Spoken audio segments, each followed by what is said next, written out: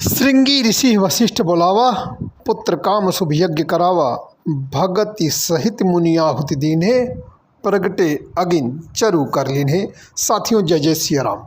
साथियों, जगदाधार रघुनायक रामलला के जन्म का आधार जो यज्ञ है और उस यज्ञ के यज्ञकर्ता श्रृंगी ऋषि के विषय में यह दो चौपाइयाँ मैंने पढ़ी, जिसमें आपने जाना, आपने समझा कि श्रृंगी ऋषि ही वशिष्ठ बुलावा, यानी ऋषि वशिष्ठ ने श्रृंगी ऋषि को बुलवा लिया, बुलावा भेजा।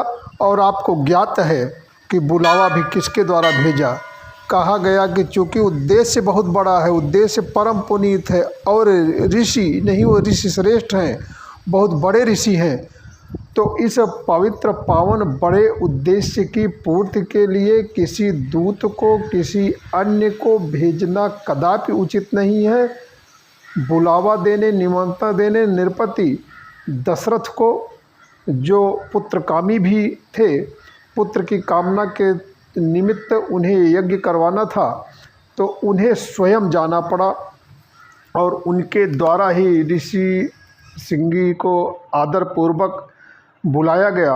और जिन्होंने मखौड़ा यानी मख भूमि में उस पवित्र पुत्रेष्टि यज्ञ को संपन्न कराया, भगति सहित मुनि आहुति दीने। श्रृंगी ऋषि ने पूर्ण भक्ति भाव से, पूर्ण मनोयोग से मंत्र सिद्ध होकर के आहुतियाँ दी और उसी आहुत के यज्ञ कुंड से अग्नि देवता हाथ में चरु यानी वह अनुष्ठानित खीर लेकर प्रकट हुए, जिससे प्रभु श्री राम लला समेत अन्य चारों भाइयों का जन्म हुआ।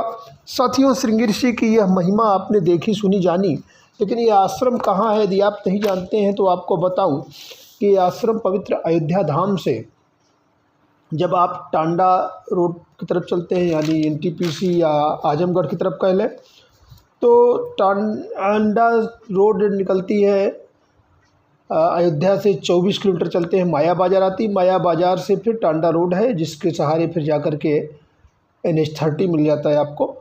तो उधर से जब आप जाते हैं तो अयोध्या धाम से कुल 35 किलोमीटर पावन सलीला सरयू के ही तट पर बसा हुआ भव्य और दिव्य आश्रम है, जहाँ श्रृंगी ऋषि अपनी पत्नी शांता के साथ रहा करते थे।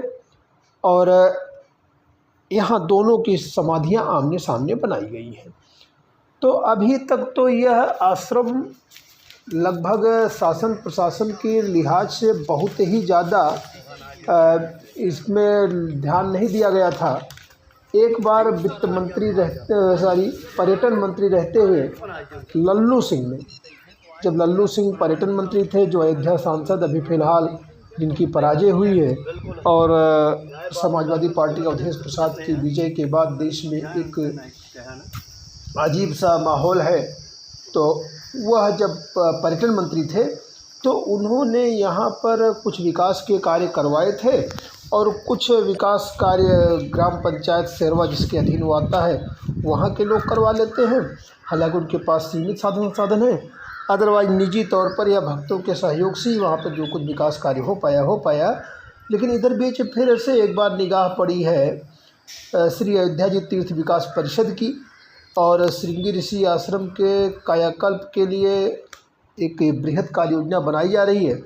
इसके लिए विकास परिषद के CEO संतोष कुमार शर्मा ने अफसरों के साथ श्रृंगी ऋषि स्थल का निरीक्षण किया। यह स्थल अगर बात करें तो विकासखंड मया में आता है।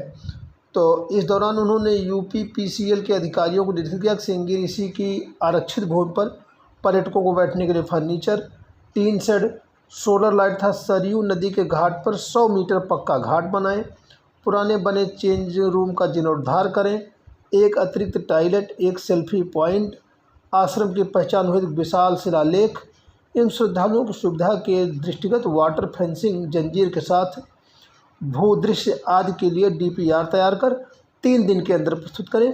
वह 3 दिन साथियों आज पूरा भी हो रहा है और निश्चित रूप से अधिकारी इसको पेश करेंगे। और इसके बाद फिर अतिरिक्त उपस्थित संयुक्त मुख्य कार्यपालक अधिकारी को निर्देशित किया गया कि उप जिलाधिकारी सदर से जो श्रृंगी ऋषि आश्रम की धाम की भूमि है उसकी पैमाइश कर ली जाए। और निरीक्षण के मौके पर तमाम ग्रामीण जो इकट्ठे थे उन लोगों ने इस स्थल की प्राचीनता के विषय में बताया।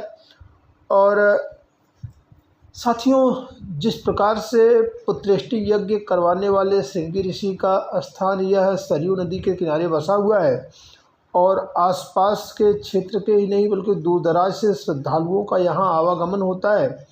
और अमावस्या एवं पूर्णिमा के अवसर पर तथा विशेष अवसरों पर यहाँ सलीला सरयू में स्नान की भी परंपरा है, स्नान दान की परंपरा है। और आज भी माना जाता है कि श्रृंगी ऋषि के स्थान पर माथा टेकने से, श्रृंगी ऋषि की पूजा अर्चना करने से और श्रृंगी ऋषि को जो उनसे अपने दुख दर्द कहने से निश्चित रूप से संतान की प्राप्ति होती है। प्राप्त संतान रूपवती होती है, रूपवान, गुणवान, यशस्वी, तेजस्वी, मनस्वी, वर्चस्वी होती है, ऐसा मान्यता है। और इसके लिए बड़ी संख्या में लोग यहाँ आते हैं।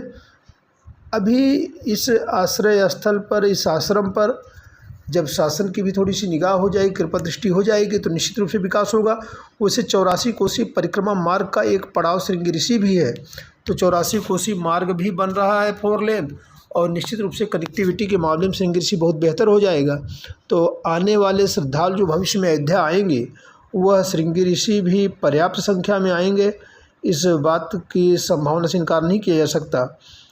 अभी उम्मीद है कि अगले 1-2 साल में शासन के प्रयास वहाँ रंग दिखाते नजर आएंगे। साथियों, आप सबको जय जय सिया राम। श्रृंगी ऋषि महाराज जी की कृपा आप सब पर बनी रहे।